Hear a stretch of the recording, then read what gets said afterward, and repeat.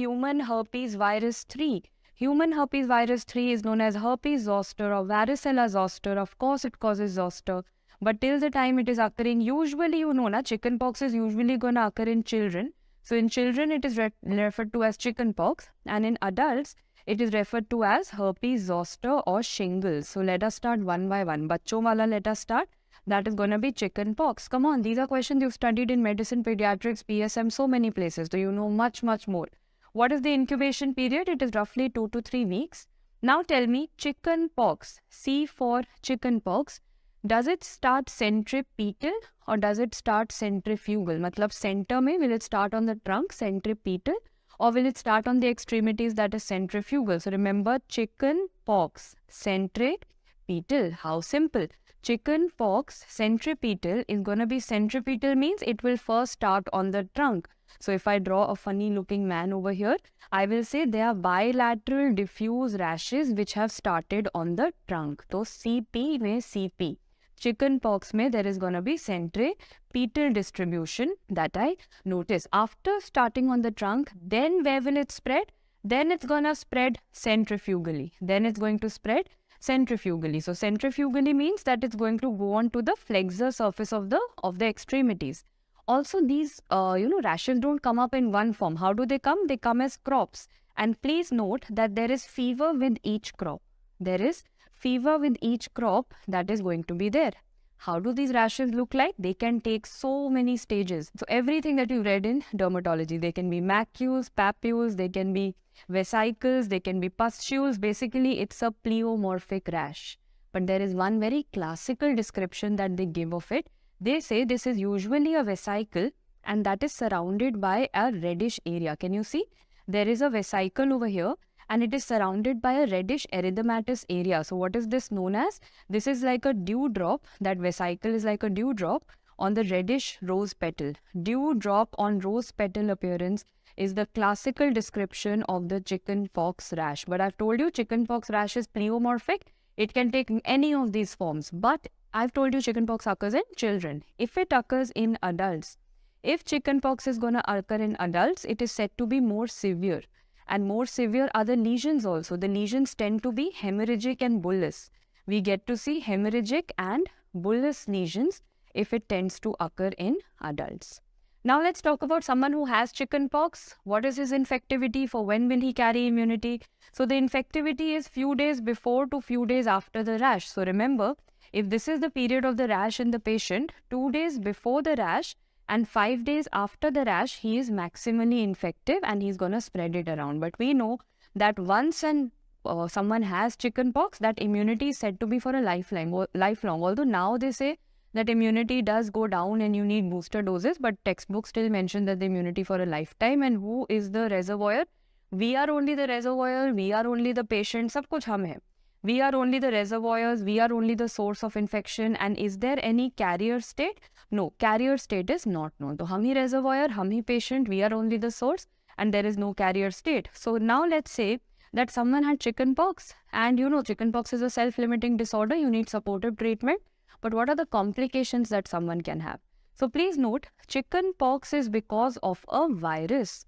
It is a skin condition happening because of a virus. Now, on top of that, if a bacterial infection occurs, so the most common complication is going to be secondary bacterial infection. That is, a secondary bacterial infection occurs, to wo problem hoga, ma'am. Then you will have to give some treatment because it's no longer just a viral infection.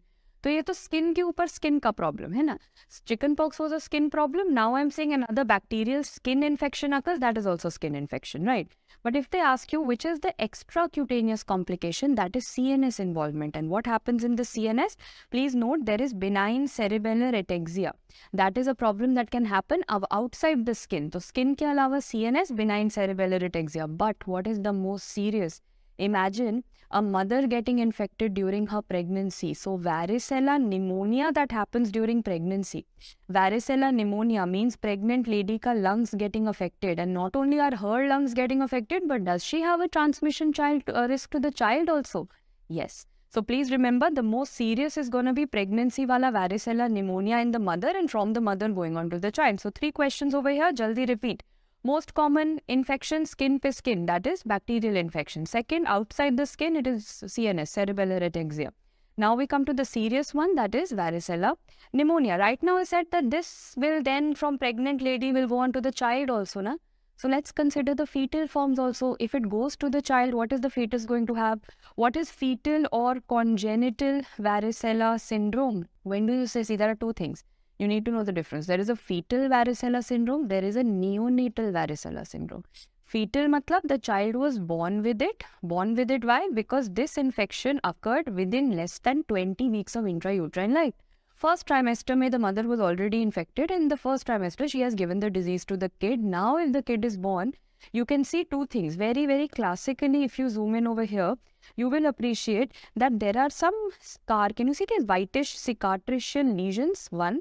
And can you see this limb is looking hypoplastic? So these two are the most famous thing. Everyone get in touch with this. You see some scarring kind of lesions called cicatricial skin lesions, and the limb is not developed. That is limb hypoplasia. Apart from that, there is also a problem in the skull development and the brain also. So remember microcephaly.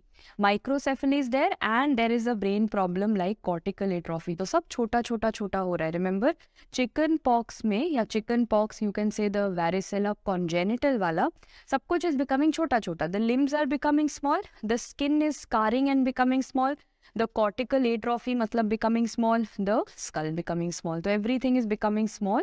That is the problem. That is if the fetus contracted the infection within 20 weeks of intrauterine life. But if you say that, ma'am, in the first and the second trimester, mother only did not have chicken pox. Mother has ended up having the disease later on in her pregnancy. If the mother has ended up having the disease later on in the pregnancy, then what is going to be the situation? Please note that maximum risk of her transferring the disease or this condition to the child is going to be somewhere around delivery, because that is when the maximum contact happens between mother and child, right? So 5 days before to 2 days after delivery, rash se ulta tha. Remember, rash mein infectivity was 2 days before to 5 days after. Here they are saying that the mother is maximum chances of transmission. Maximum chances of transmission are from 5 days before the delivery to 2 days after the delivery. And remember, this will result in neonatal varicella syndrome, and the neonatal will have new organs getting affected all over the body, matlab disseminated. The neonatal form will have new disseminated organs getting affected. How are you finally going to do the diagnosis? Whatever skin lesions or whatever lesions the child has, you take a biopsy or you take a sample from there and you do a polymerase chain reaction. But you also need to know how will you treat this child. So देखो, every mother, if a mother has had, there are two situations, listen to that carefully. Mother has had varicella late in the pregnancy. You can see that, okay, mother ko to chicken pox ho gaya, and it's third trimester, you cannot even terminate. So now what are you going to do? You have two situations. The child is born. To look at, the child doesn't have any lesions as of now. Okay? So to look at, the child is not going to have any lesions as of now. Do you leave the child as it is? No, you still give prophylactic treatment. So remember that your treatment with acyclovir still has to be given prophylactically. Even if you don't see any skin lesions in the child, you still give it. And please remember, if the skin lesions appear, if skin lesions are going to appear, then in that case, you are then going to give a varicella immunoglobulin also to the neonate. The neonate, if skin lesions appear. So two situations. बच्चा देखने में बिल्कुल ठीक है, you still give prophylactic acyclovir. But if the child now starts developing lesions, in addition, you will also give a varicella zoster immunoglobulin. Usually they say it should be given within 94 hours of exposure. Within 94 hours of exposure, you should be giving. So now that I'm talking about immunoglobulin, I want to ask you one thing. Is there any vaccine? Yes, there is a vaccine. There is a vaccine which uses Oka strain. Oka strain wala vaccine hota hai, and you have to give it as 2 doses. You don't need to know the duration as such, but remember Oka strain ka 2 doses ka vaccine is for chicken pox, to prevent it, of course. Okay, so this was all about the very famous chicken pox happening in children. What about adults? What is herpes zoster virus causing in adults? It is causing zoster or shingles. So I can tell you a story. Someone had chicken pox in his or her childhood, and that chicken pox ended up going and hiding somewhere in the body. So the chicken pox has gone and hidden in some ganglion, trigeminal ganglion, sacral ganglion, geniculate ganglion. It has gone and hidden somewhere. And after few years, that will get reactivated. So in which situation will it get reactivated? When the person is very, very old. So in elderly people, or whenever the immunity of the person goes down. Immunity could go down because of some kind of malnourishment. Immunity could go down because of some kind of any HIV अगर positive हो गया, तो of course the immunity will go down. So any situation, prolonged fasting, any situation which lowers the immunity, and the herpes zoster will get reactivated. So how will I guess this? Because you can see the rash is a little characteristic. It's occurring along a dermatome. So please remember, this is going to be a rash which is unilateral, and compare it with chickenpox. Chickenpox wala jo rash tha, that was bilateral and everywhere. This is, you can see, this is unilateral, this is segmental and painful. So this pain criteria is quite important. It is painful and unilateral. But why is it segmental? It is segmental because it has a dermatomal distribution. Please note that D3 to L2. D3 to L2 are the most common dermatomes that you need to consider. So why is it occurring only in segments? We will always say one part of the lower back, unilateral lower back, or unilateral thoracic back. So basically one segment, one dermatome is affected. So D3 to L2 is the most common dermatome affected, and it is unilateral. Word please mat bhulna. It is very, very, very important.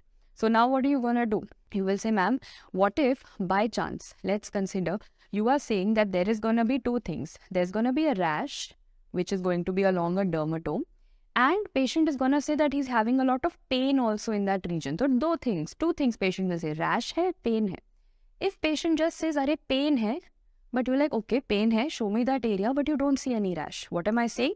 If the patient comes to you and says that there is a pain in some dermatome, but there is no skin lesion, that is known as zoster sine herpeti. Zoster sine herpeti means, you will never get confused. You will get to know that haan, ye herpes zoster hi hai. But what is minus? So remember the skin. So you will feel that patient is lying. He will come to you and say there's a pain in a particular area, but there are no skin lesions over there. That is the situation known as zoster sine herpeti. Okay, so now what are the complications that the patient can have? The most common complication that you have is post-herpetic neuralgia. The nerve in that area, there is pain in the nerve, post-herpetic neuralgia, most common complication. Jahan par bhi rash hua tha, the patient will say that for many, many months after that, in that area, maybe the forehead, maybe it's going to be the back. So in that area, I'm having a lot of pain. So post-herpetic neuralgia is the most common complication. What else? You can see the involvement of the forehead and the eye over here. That is known as zoster ophthalmicus, है ना? So zoster ophthalmicus में कौन सा ulcer होगा? I've already told you herpes can cause dendritic corneal ulcers. And which ganglion must have been affected? Trigeminal ganglion. तभी तो it is going to result in eye and forehead वाला lesions. Okay, what else? Have you heard of something called Ramsay-Hunt syndrome? That's another very famous complication that you had. So before I get to it, number 1, most common post-herpetic neuralgia. Number 2, zoster ophthalmicus. Number 3, Ramsay-Hunt syndrome. Now, Ramsay-Hunt syndrome is involvement of, yes guys, it is the involvement of what? The 7th nerve geniculate ganglion. It is the involvement of the geniculate ganglion of the 7th geniculate ganglion of the 7th nerve. So what all is the patient going to have? Patient is going to have 7th nerve. So facial nerve palsy is going to happen in Ramsay-Hunt syndrome. Then there are going to be vesicles which are going to be present over the external auditory meatus. You know EAM, external auditory meatus. And apart from that, there is ear pain also. So there is otalgia. What else? There is a loss of taste sensation. There is a loss of taste sensation in the anterior 2/3 of the tongue. In the anterior 2/3 of the tongue, there is a loss of pain sensation, taste sensation. So repeating once again, there is facial nerve palsy, which obviously is making sense. There are vesicles that are present in the external auditory meatus with ear pain, otalgia, and there is loss of taste in the anterior 2/3 of the tongue. That is the Ramsay-Hunt syndrome, which you have to know, involving the 7th nerve geniculate ganglion, very important. So you will say that, ma'am, one thing I have understood, that overall in herpes zoster, someone had this in childhood and then it got reactivated. फिर वो dermatomal painful lesions हुआ when the person got old because it was somewhere sleeping in some ganglion, geniculate ganglion, trigeminal ganglion. Okay, it was sitting over there, hiding. I've understood all of that. But this means that some other people, like I'm saying, if I for example had chickenpox when I was in my 3rd or 4th class, so ideally the situation is that I should have an immunity for a lifelong. But is that so? No. Now they are saying that we might need zoster vaccines to enhance the immunity, because they are saying that with age, maybe the antibody levels decrease. So they have come out with 2 vaccines. One is a live attenuated vaccine. One is a recombinant vaccine. This is for just enhancing your immunity. That is, if you've had chickenpox once and you want to enhance that, after 50 years of age, they give it. So what is it going to be? One is known as, their names will only tell you, Zostavax. So Zosta for zoster, Vax for vaccination, Zostavax. And zoster is also known as shingles ना, तो recombinant vaccine का नाम है Shingrix. Simple. Live attenuated में तो उन्होंने live नाम रखा, zoster का live नाम रखा, that is Zostavax. Recombinant पे कुछ recombine करा, कुछ different name रखा, so they named it after shingles, that is Shingrix. You will remember it? Perfect. And that finishes off 3 things, guys. We are done with human herpes virus 1, 2 and 3. Very good. Now I move on to human herpes virus 4, which is Epstein-Barr.